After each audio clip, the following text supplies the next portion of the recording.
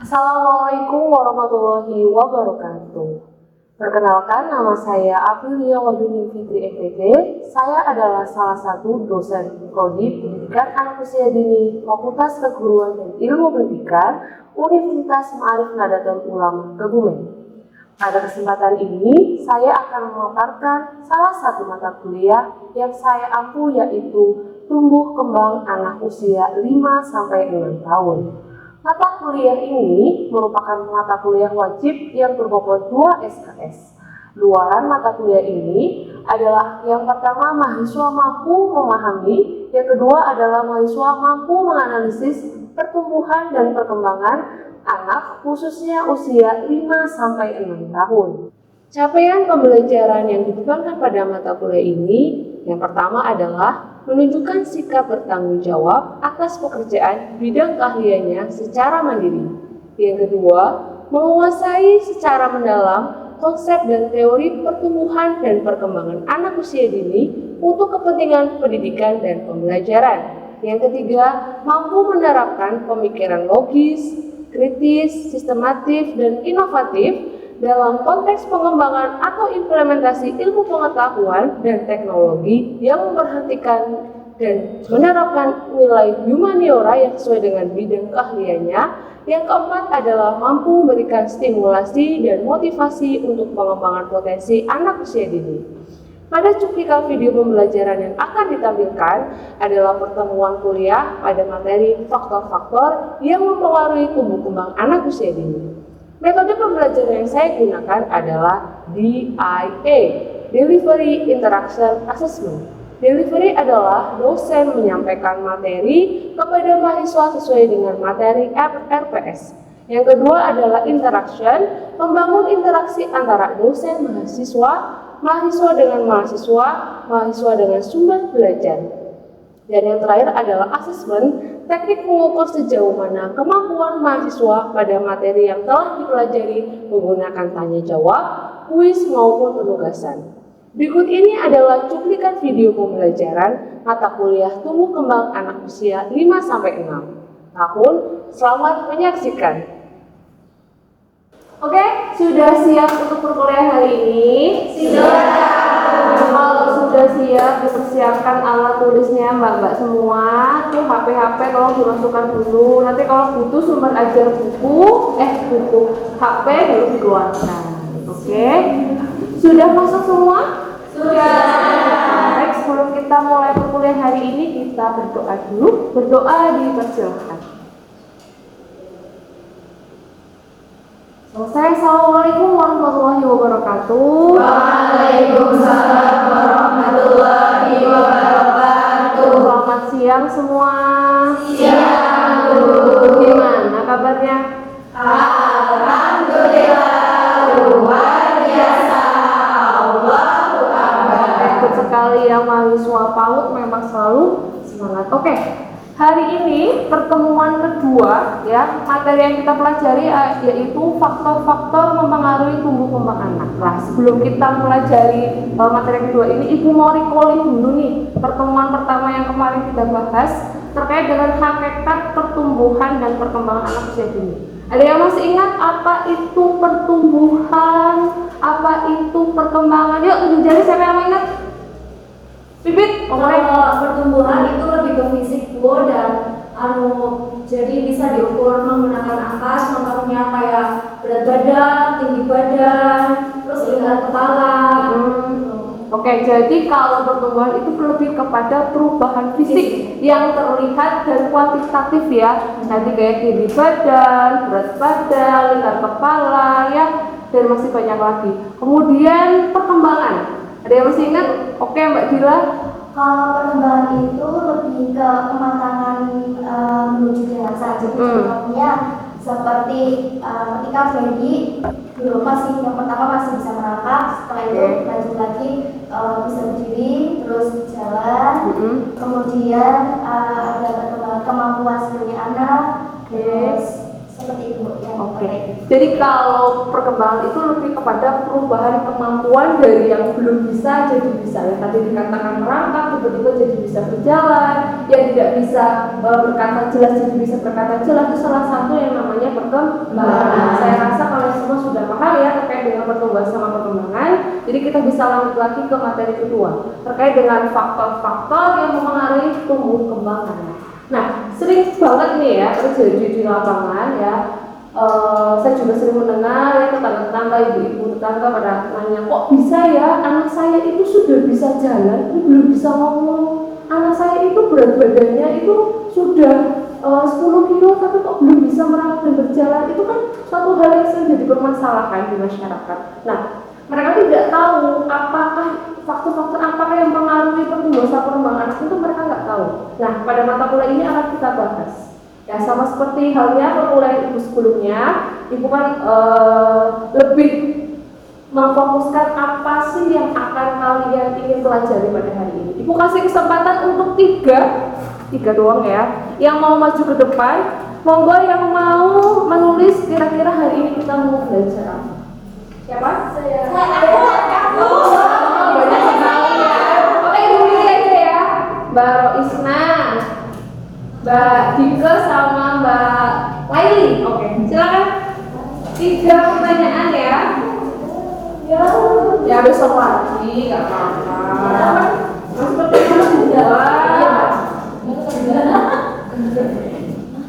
Oke, langsung ya 3.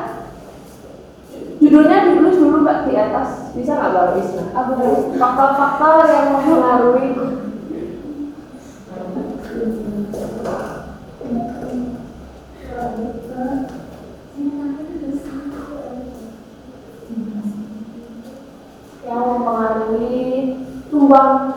tumbang aja mempengaruhi tumbuh kembang anak.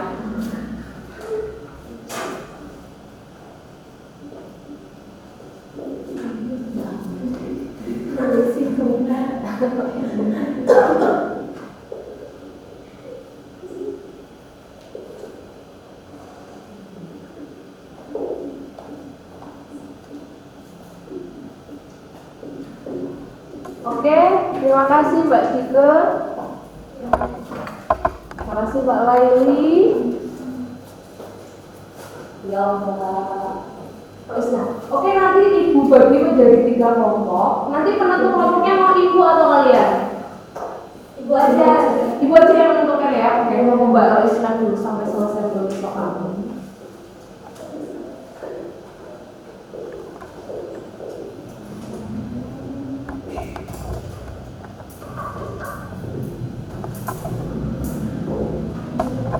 Ya, jadi pertanyaan pertama dari Mbak Roisna itu faktor apa saja yang mempengaruhi tumbuh kembang? Sesuai sama materi hari ini ya. Nanti kalian cari di sumber belajar mau lewat HP boleh, mau lewat buku boleh. Kemudian pertanyaan kedua terkait dengan stimulasi optimal untuk tumbuh kembang. Jadi bagaimana stimulasinya? Caranya bagaimana?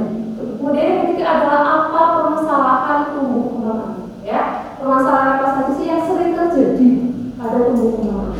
Oke, bisa dibedakan tuh pertumbuhan permasalahannya apa, perkembangan permasalahannya apa. Oke, ibu bagi ini menjadi 3 kelompok 1, 2, 3. Berarti Mbak Siti Munawaroh kelompok 1, Mbak Dira kelompok 2, Mbak Putri kelompok 3. Jadi ya, 1, 2, 3, 1, 2, 3, 1, 2, 3, 3, 1, 2, Yudi 3, 1, 2, 3. Oke, silakan membuat kelompok diskusi membahas terkait dengan pertanyaan yang ingin kalian tahu jawabannya. Ayo, caca, ibu kasih waktu 10 menit cukup ya. Silakan. Membuat kelompok, silakan berdiskusi terkait dengan pertanyaan yang sudah ditulis.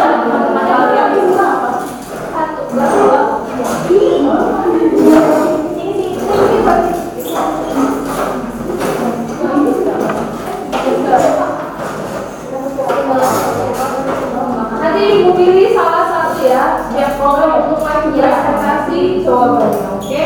Yuk, cap-cap. Ini 10 menit saja. Silakan dicari jawabannya.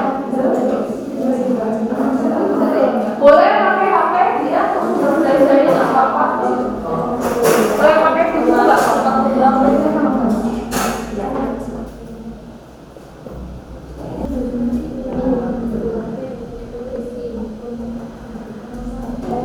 Dibagi aja lah yang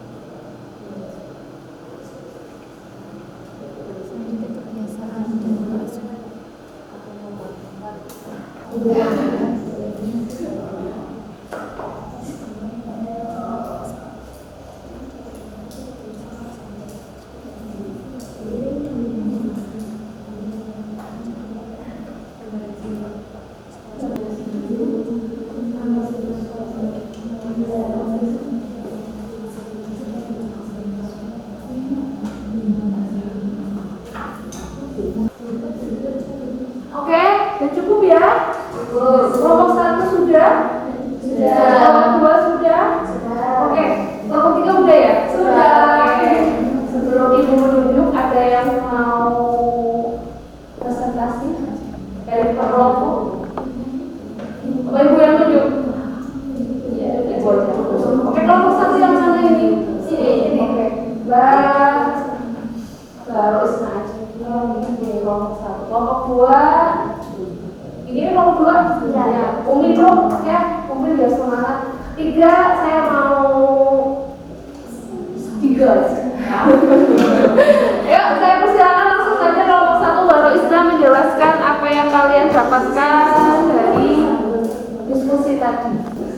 Baik, saya akan menjelaskan tentang faktor apa saja yang mempengaruhi tumbuh kembang pada anak usia dini. Yang pertama itu ada faktor nutrisi.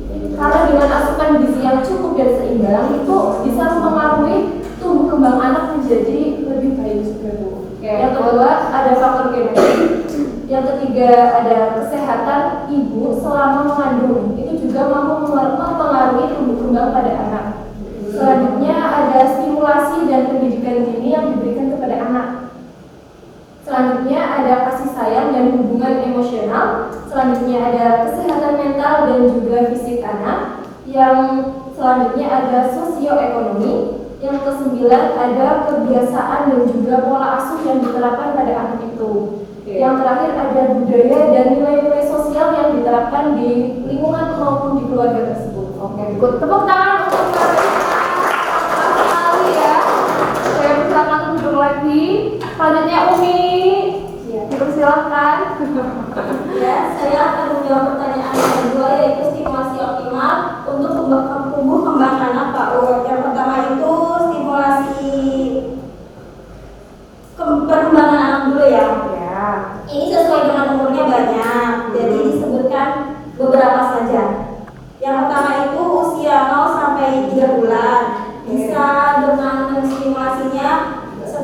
digantungkan mainan khusus bayi dengan corak warna-warni di atas bayi untuk memberikan stimulasi visual. Tahu kan kalau anak bayi itu suka ada gantungan-gantungan mainan di atas yang muter-muter tuh. Namanya apa Umi? Tahu nggak? Nggak tahu namanya apa, kayak gitu lah. Oke, good. Itu untuk stimulasi apa? Itu untuk menstimulasi visual anak. Oke, Kan visual. ada suara-suaranya gitu. Kucing. Berarti visual sama pedal Kedengaran. Oke, good. Terus? Yang selanjutnya itu usia 4 sampai 6 bulan. Oke. Ajak anak untuk mengobrol secara positif. Kan emang kalau umur ya kayak sudah makan dulu, makan pakai apa tadi, seperti itu. Jadi diajak Komunikasi. Oke. Terus yang selanjutnya usia 5 sampai 6 tahun. Bisa untuk melatih anak untuk menyebutkan berbagai warna kayak yang tadi telah disampaikan. Seperti melatih anak itu bisa menggunakan apa ya, banyak APD, banyak APD bisa digunakan. Selanjutnya umur 2 sampai 3 tahun menghitung benda atau bisa dengan ini perbedaan benda loh, kayak benda kecil dan benda ini. Misalkan pensil sama tempat pensil mana yang lebih besar gitu juga bisa. Ukuran ya? Iya, ukuran. Terus misalnya pensilnya ada berapa kan, kalau umur segitu mah udah walaupun belum tahu kayak satu itu kayak seperti apa, cuma tahu 1, 2, 3 kan bisa distimulasi dengan seperti itu.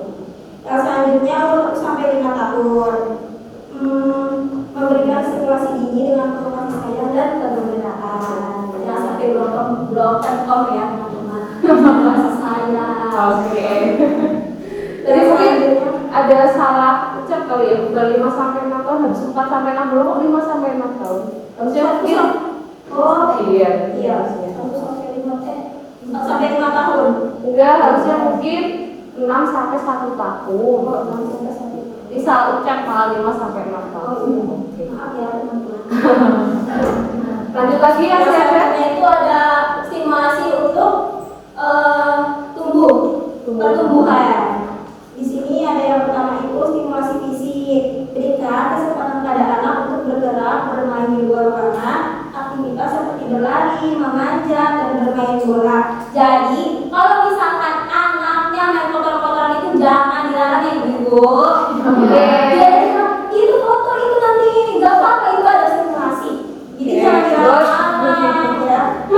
Itu stimulasi apa, Mbak? Itu stimulasi motorik. Ya, Motorik. Nanti kan kalau selesai bermain bisa ganti baju atau cuci tangan, cuci kaki. Jadi jangan dilarang.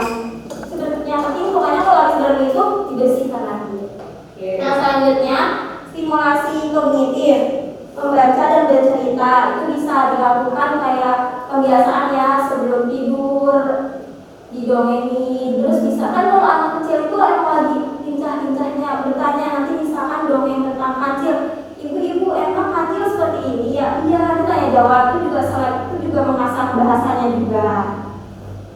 Yang selanjutnya sosial emosi, stimulasi sosial emosional. Interaksi sosial, dorong anak untuk bermain dengan teman sebayanya dan berpartisipasi dalam kegiatan kelompok. Jadi jangan melarang anak, kan ada ya orang tua yang otoriter ya, nggak boleh main sama temennya, mainnya di rumah aja. Itu jadi nanti stimulasi sosial emosional anak itu tidak berkembang. Jadi dia cuma bisa bermain dengan ya emang anak bermain sama mainannya bisa berimajinasi juga, tapi dia juga butuh sosialisasi dengan teman sebayanya. Yang selanjutnya kreativitasan, kegiatan seni dan kerajinan kayak tadi contohnya yang dijelasin kayak bisa meronce atau melukis, itu juga bisa. Dari situ juga kita bisa tahu bahwa ini bakatnya, bakat anak. Dari situ kita juga bisa tahu bakat anak. Kayak anak misalkan senang ajak melukis, oh dia lama-lama jadi senang melukis, mungkin dari situ bakat anak ada di melukis. Oke, cukup. Ibu kan dulu boleh kembali. Oke, tolong terakhir Mbak Dike terkait dengan permasalahan tumbuh kembang anak secara singkat saja ya. Jadi menyampaikan materi. Dari kelompok kami mengenai permasalahan tumbuh kembang anak itu yang pertama ada keterlambatan perkembangan.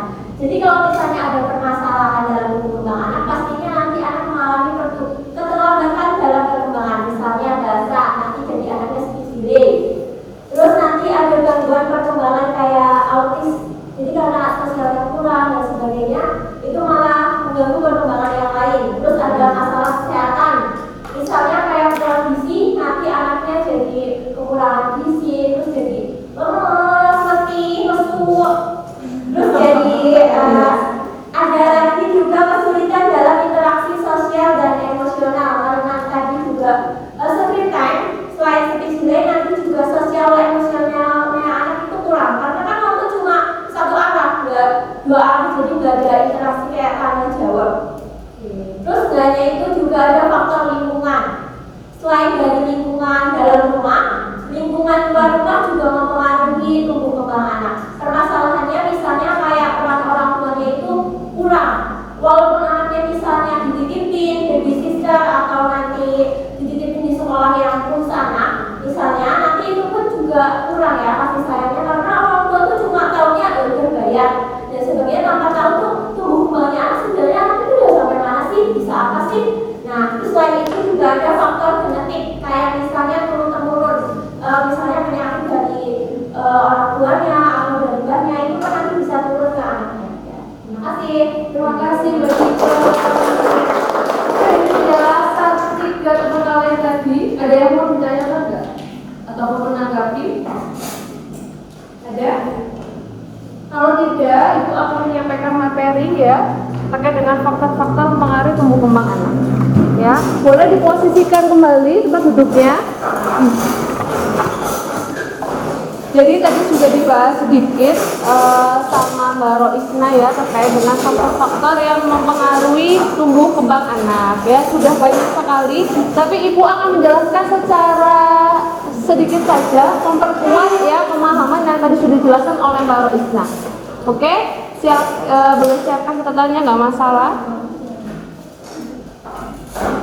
Tadi ada beberapa yang sudah sama, ada juga yang berbeda ya. Kalau dari Ibu, faktor-faktor yang mempengaruhi tumbuh kembang anak yang pertama adalah keturunan, yang kedua adalah lingkungan, yang ketiga adalah jenis kelamin, yang keempat adalah aktivitas fisik, yang kelima sosial ekonomi, dan yang terakhir adalah nutrisi ya.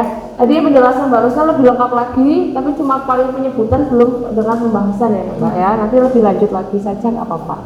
Oke, yang pertama adalah keturunan ya. Keturunan itu sama saja yang dijelaskan Mbak Rosa tadi, yang genetik ya. Gen itu mempengaruhi sebagian besar karakteristik fisik si kecil ya, mulai dari tinggi badan, postur tubuh, berat badan, warna mata, tekstur rambut, hingga kecerdasan dan bakat anak, semua sangat dipengaruhi oleh faktor keturunan. Jadi ya, tumbuh kembang anak itu ada dari faktor genetik juga, biasanya menyumbang 20% ya. Nanti untuk 80% nya itu setelah anak itu sudah lahir. Jadi anak-anak itu sudah membawa gen 20% dari ayah dan juga ibunya ya. Meskipun kecerdasan dari siapa? Ibu. Nanti kalau tinggi badan, rambut itu biasanya antara dua, ayah dan ibu. Seperti itu. Yang kedua adalah lingkungan. Beberapa faktor lingkungan mempengaruhi tumbuh kembang anak usia dini meliputi kondisi geografis, tempat tinggal, serta lingkungan sosial. Kalau geografis biasanya berbeda ya Pak ya. Anak-anak yang tinggal di pesisir dan gunung dan kota dan desa itu berbeda, ya enggak? Ya. Dilihat dari mungkin fisiknya, kalau orang-orang yang terbiasa di pegunungan biasanya lebih terlatih ya, karena sering naik gunung ya, biasanya seperti itu. Kalau enggak ya saya tidak menyebutkan bahwa yang di perkotaan fisiknya akan terlatih, tapi kalau yang dengan dilihat dari geografis itu ya seperti itu, pegunungan itu lebih naik turun, jadi kondisi fisik anak lebih terlatih lebih cepat ya. Di pantai pun juga, anak yang di pegunungan sama anak yang di pesisir pantai itu kemampuan renangnya lebih cepat yang di pesisir pantai dibanding di gunung, kecuali lagi nanti ada yang pegunungan di sungai itu juga pintar renang. Jadi kondisi geografis itu sangat mempengaruhi tumbuh kembang anak. Yang kedua adalah lingkungan sosial, hubungan dengan keluarga dan teman. Hal ini sangat berpengaruh ya. Apabila lingkungannya baik, maka tumbuh kembang anak pun akan jadi baik. Oke, lanjut jenis kelamin ya. Jenis kelamin juga merupakan faktor mempengaruhi pertumbuhan dan perkembangan anak. Ini lebih kepada biasanya anak laki-laki itu pertumbuhannya lebih cepat ketimbang perempuan. Ya. Yang selanjutnya adalah aktivitas fisik ya, sangat penting mendukung pertumbuhan kembang anak. Berolahraga sambil bermain misalnya. Jadi anak-anak yang sering bermain sama anak-anak yang mungkin sering tiduran aja di rumah, cara melakukan aktivitas itu berbeda. Akan lebih cepat yang sering beraktivitas fisik. Sosial ekonomi juga memungkinkan seorang anak mendapatkan fasilitas yang lebih baik untuk tumbuh kembangnya. Jadi ini lebih kepada pengetahuan orang tua atau orang-orang di sekitarnya. Jadi bagaimana pentingnya tumbuh kembang anak itu harus diterapkan kepada anak. Kadang ada yang tidak tahu ya. Saya tuh harus mempersiapkan apa sih kalau saya punya anak agar tumbuh kembang anak saya sempurna. Karena ketidaktahuan orang tua itu dan mereka tidak mau belajar. Ya, kemudian kalau sosial ekonomi masalah sipai dan mesin dan segala macam, saya rasa kalau memang dia mau belajar, mau kaya di mesin pun mereka akan lebih tahu tumbuh kembang yang baik untuk anak itu seperti apa. Terakhir, nutrisi, ya. Pertumbuhan pun berhubungan langsung dengan nutrisi, ya. Jadi yang sangat mempengaruhi pada pertumbuhan anak itu nutrisi yang tepat untuk anak. Tidak diberikan makan-makan yang manis, makan SG, ya, makan orang dewasa yang memang belum tepat, ya. Jadi harus berikan nutrisi yang tepat untuk anak usia dini. Oke? Ibu juga ada kuis, ya. Nanti sudah Ibu sematkan di pijar. Nanti kalian akses aja untuk kuis hari ini. Itu ada yang mau ingin ditanyakan lagi terkait kuliah hari ini? Cukup? Oke. Kita ketemu lagi minggu depan dengan materinya terkait dengan permasalahan pertumbuhan sama perkembangan. Tadi sudah dibahas, tapi besok akan dibahas lebih detail lagi. Oke? Cukup? Kalau sudah ditanyakan lagi, ya boleh dibereskan dulu, alat tulisnya dimasukkan ke tas ya sebelum kita bersiap-siap untuk pulang. Habis ini masih ada kuliah lagi nggak ya? Enggak. Oke. Sudah siap untuk pulang semua? Oke, baik. Cukup sekian perkuliahan dari Ibu ya. Saya mohon maaf bila ada salah kata ya ataupun perkuliahannya kurang bagaimana ya?